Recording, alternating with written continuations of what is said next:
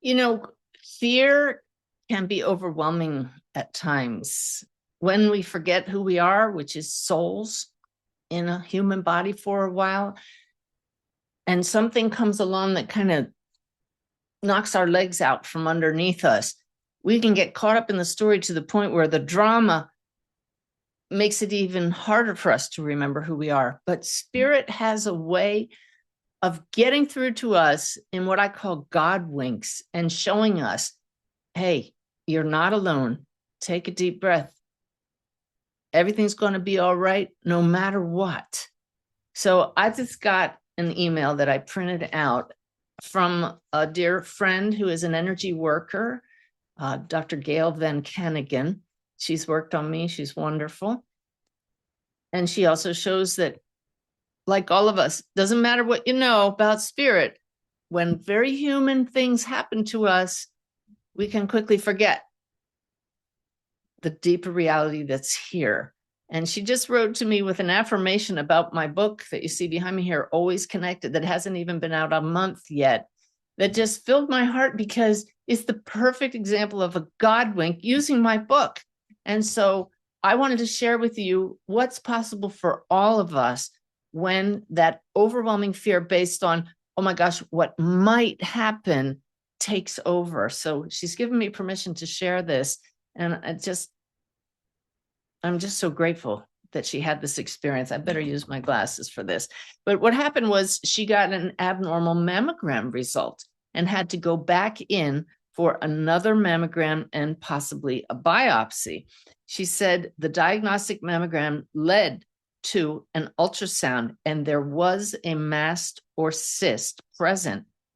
So they needed to check that. They sent her off to get some food and scheduled her 3 hours later for the next round of procedures. I mean, who hasn't been there with you or someone you love waiting for test results? And what happens is the very human reaction called catastrophizing. The brain is programmed to see all the negatives, all the bad things that could happen. When we recognize that's what happens, just being aware of that propensity of our human side is helpful. But as you'll see, Spirit stepped in and made sure she remembered how to help herself. She said, I was by myself for all of this. As she returned to the appointment desk, my fears roared at me and I felt very alone. I started crying and more fear came forward. So you can see the spiral coming up here now. I just wanted someone to give me a hug or something. Continued increasing fear, more tears, and feeling isolated was all I received. I walked to the seating area, and as I sat down, the sound ah escaped from my lips. She spelled this capital A, capital A, capital H.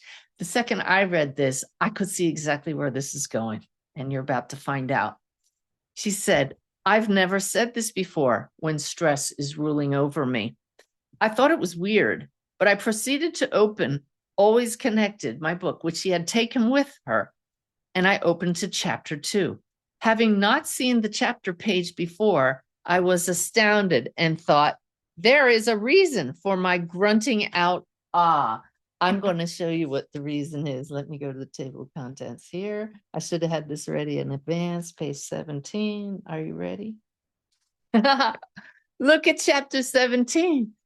Can you imagine how she felt in that moment? She's been sitting there crying, feeling all alone, needs a hug. I got goosebumps. She just got a God hug, my friends.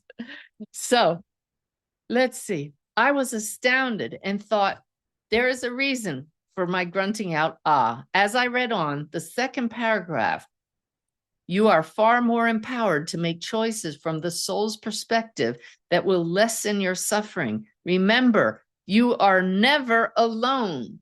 Hey, spirit. And that's what I encourage people in this book to learn to call out. Instead of saying, hey, Siri, you call out, hey, spirit. Just 2 little letters make the difference between Siri and spirit.